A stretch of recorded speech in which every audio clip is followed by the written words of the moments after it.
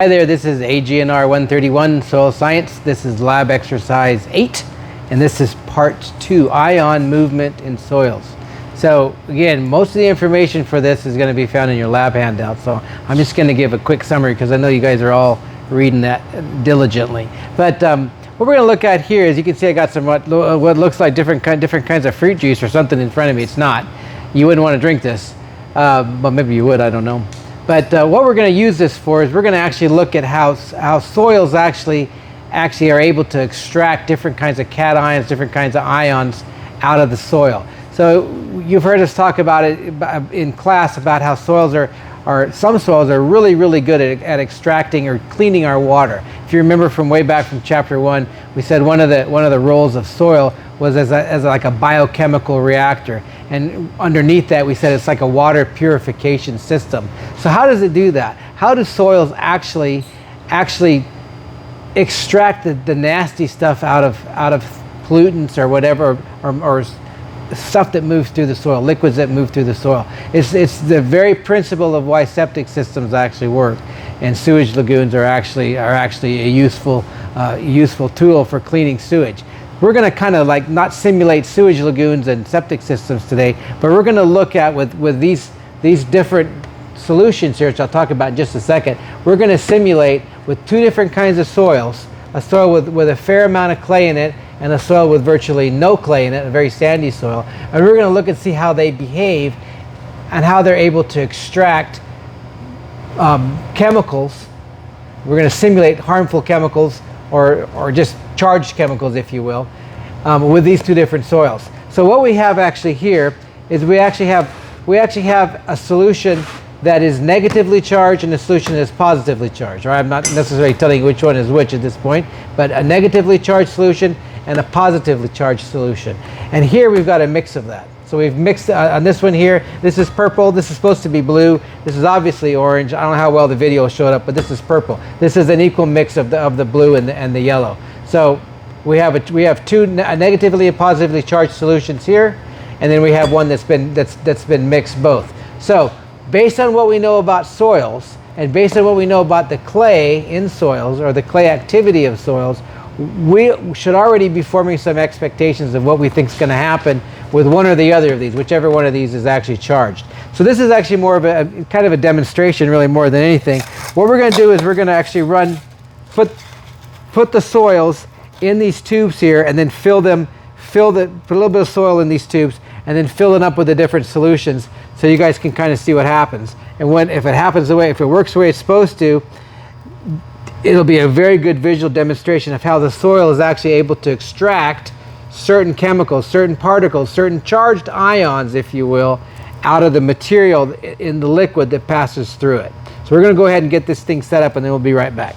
Okay, we're back after having prepared our sample. So you can see what we've got here is we've got some cotton wool, I guess you call it, underneath each one of these, just to stop our sample. For our sample from falling out the bottom of these tubes. We didn't bother to measure this. We just put roughly an adequate amount of soil material in each of these tubes. So I've got two different soils here, and so they're going to receive the same treatment. Each of these is going to receive, each of this set's going to receive methylene blue. Over here we've got Eocene red, and over here we've got the mixture of the methylene blue and the Eocene red. So remember, again, we're looking to see how the soil actually behaves when I pour these two charged, one positive, one negatively charged solution through each of these different soils. Is there going to be any kind of difference in their behavior? What's going to happen, etc.? That's what we're looking for.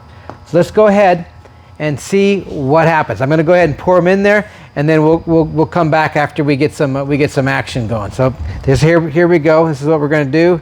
Just going to go ahead and just pour it all in there.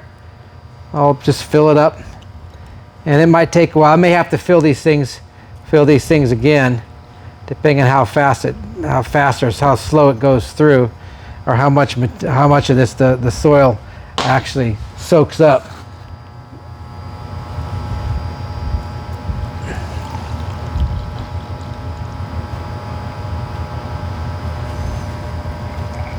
So I'm not really worried about maintaining a head on this, maintaining a constant pressure.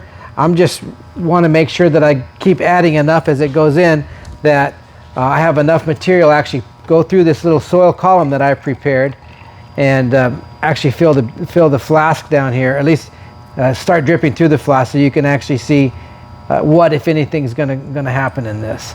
All right, so we'll go ahead and maintain this for a little bit. You can see it's probably going to take a while for the solutions to actually work their way through these soil columns. When we actually have some action at the other end there, we'll come back and show you what's going on. I won't say anything, and then just.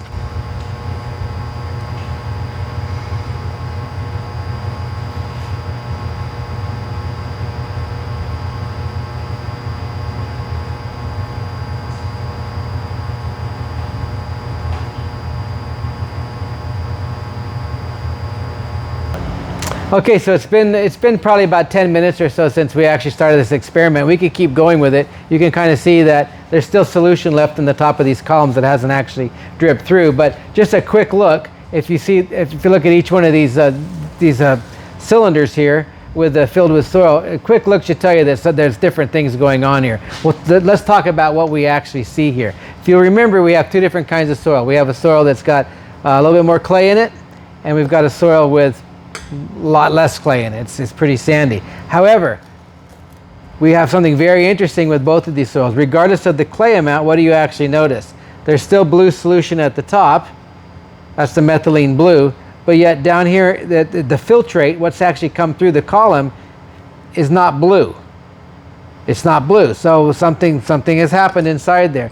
You can kind of see maybe this as it drips. There's a little bit of debris, a little bit of soil material that's actually dripped through the coarse cotton, and that's what you're seeing on the bottom of this one. It's very fine soil particles that have actually made it through there. But you can actually see this is actually dripping, and it looks very clear.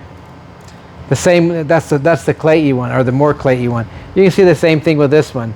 A little bit different color. It's a different texture. There are things that are mobile that are able to actually dissolve in water. You guys know that by now. And so we wouldn't necessarily expect the colors to be identical. But what we are noticing is that there's no blue in either one of these samples. There's no blue in either one of these samples. So remember, I said that methylene blue and eosine red, one's a negatively charged, one's a positively charged. Based on what you know about soils and the clay in soils, even if there's not much clay in soils, how does the soil behave or act to basically remove charged cations, charged ions? I don't want to say cations; those would be positively charged ones. How does the soil actually behave to remove particles which are charged, and which particles are actually removed, positively or negative charged particles?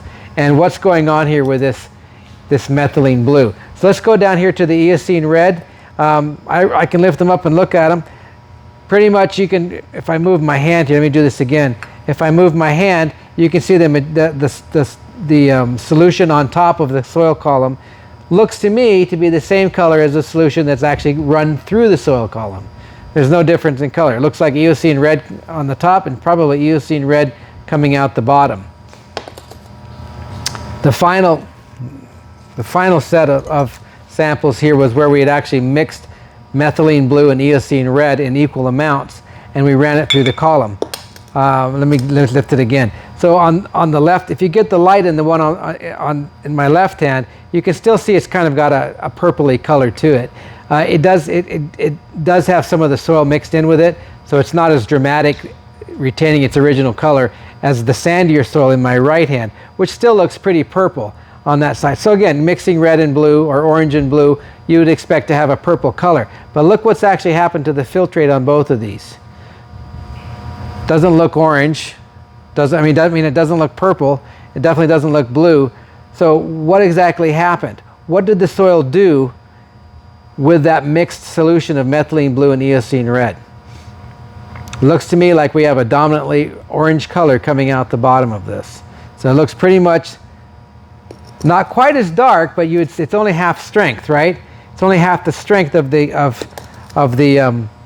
eosine red. So the intensity of the color looks to be about half as strong as well. But what is happening with this soil? What is remaining in the soil, and what is actually coming out of the bottom of the soil?